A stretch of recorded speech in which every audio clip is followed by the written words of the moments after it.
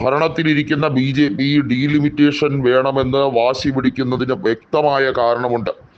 ഉത്തർപ്രദേശിൽ ഉൾപ്പെടെ ലോക്സഭാ മണ്ഡലങ്ങൾ വർദ്ധിപ്പിക്കുക, അതും BJPക്ക് അനുകൂലമാകുന്ന രീതിയിൽ തദ്ദേശ സ്വയംഭരണ തെരഞ്ഞെടുപ്പിലും മറ്റു തെരഞ്ഞെടുപ്പുകളിൽ കിട്ടിയ ഡാറ്റ അനുസരിച്ച് വിജയിക്കാൻ അനുകൂലമാക്കി ഒരു മണ്ഡലത്തെ മാറ്റിയെടുക്കുക, അത്തരത്തിൽ ഓരോ മണ്ഡലങ്ങളും രൂപീകരിക്കുക.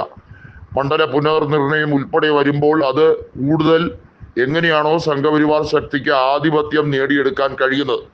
കാരണം നമുക്കറിയാം, ലോക്സഭാ തെരഞ്ഞെടുപ്പിൽ BJPക്ക് ഉത്തർപ്രദേശിൽ സമാജ്വാദിയെക്കാളും നേരിയ വോട്ട് ശതമാനം വ്യത്യാസമുണ്ടായിരുന്നു, കൂടുതലായിരുന്നു.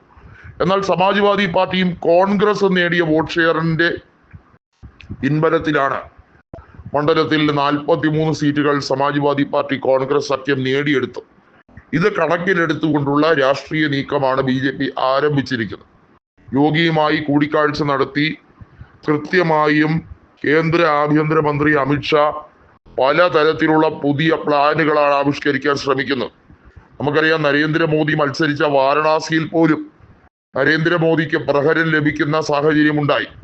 ഒരു ഘട്ടത്തിൽ അദ്ദേഹം പിന്നാക്കം പോയി. 8000-ലേറെ വോട്ടുകൾക്ക് കോൺഗ്രസ് സ്ഥാനാർത്ഥിയായ അജയ് റായ് ഒരു ഘട്ടത്തിൽ ലീഡ് ചെയ്തു നിന്നു. അതുകൊണ്ട് തന്നെയാണ് നരേന്ദ്രമോദി ഓരോ മണ്ഡലങ്ങൾ, പ്രത്യേകിച്ചും 10000-ന് താഴെ BJP പരാജയപ്പെട്ട മണ്ഡലങ്ങൾ, 25,000 വോട്ടിന് താഴെ ഭൂരിപക്ഷത്തിൽ BJPക്ക് നഷ്ടമായ മണ്ഡലങ്ങൾ, ഇത്തരത്തിൽ കാറ്റഗറൈസ് ചെയ്ത് അത്തരം മണ്ഡലങ്ങളുടെ ഡീലിമിറ്റേഷൻ കൊണ്ടുവന്ന മണ്ഡല പുനഃക്രമീകരണം ഉൾപ്പെടുത്തി പ്രാധാന്യത്തോടുകൂടി BJPക്ക് കൂടുതൽ സീറ്റുകൾ ലഭിക്കുന്ന തരത്തിൽ കേവല ഭൂരിപക്ഷം നേടി ഒറ്റയ്ക്ക് ലോക്സഭയിൽ ഭൂരിപക്ഷം ഉണ്ടാക്കുന്ന തരത്തിൽ സർക്കാർ ഉണ്ടാക്കാൻ പുതിയ തന്ത്രങ്ങൾ മെനയുകയാണ്.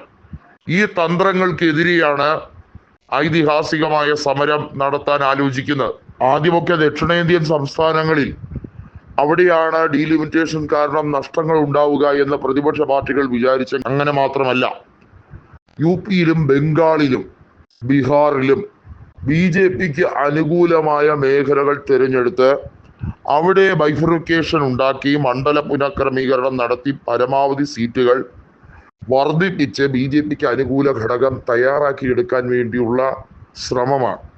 ഇത് താഴെ തട്ടിലുള്ള പ്രവർത്തകർക്ക് പോലും ഈ സന്ദേശം ചോർത്തി അയക്കാൻ BJP നേതൃത്വം തയ്യാറാകുന്നു എന്ന റിപ്പോർട്ടാണ് ഏറെ ഞെട്ടിക്കുന്നത്. അതായത് സാധാരണ പ്രവർത്തകരിലേക്ക് ബൂത്ത് തലത്തിൽ വരെ ഡീലിമിറ്റേഷൻ ഏത് രീതിയിൽ എത്തിക്കണമെന്ന ഒരു രഹസ്യ സർവേ എടുത്ത് ആ സർവേയുടെ അടിസ്ഥാനത്തിൽ BJPക്ക് ഏതൊക്കെ മേഖലയിൽ കടന്നുകൂടാൻ സാധിക്കും, ആ ഡാറ്റ മുഴുവനായി കളക്ട് ചെയ്തിട്ട് ആ ഡാറ്റയുടെ അടിസ്ഥാനത്തിൽ മണ്ഡല പുനഃക്രമീകരണം ഉണ്ടാക്കി പുതുതായി വരുന്ന നിയോജക മണ്ഡലങ്ങളെ ഉൾപ്പെടുത്തി കൂടുതൽ സീറ്റുകൾ ജയിച്ച് ഭരണഘടനയെ അട്ടിമറിക്കുക. അതാണ് BJPയുടെ സ്വപ്ന പദ്ധതി.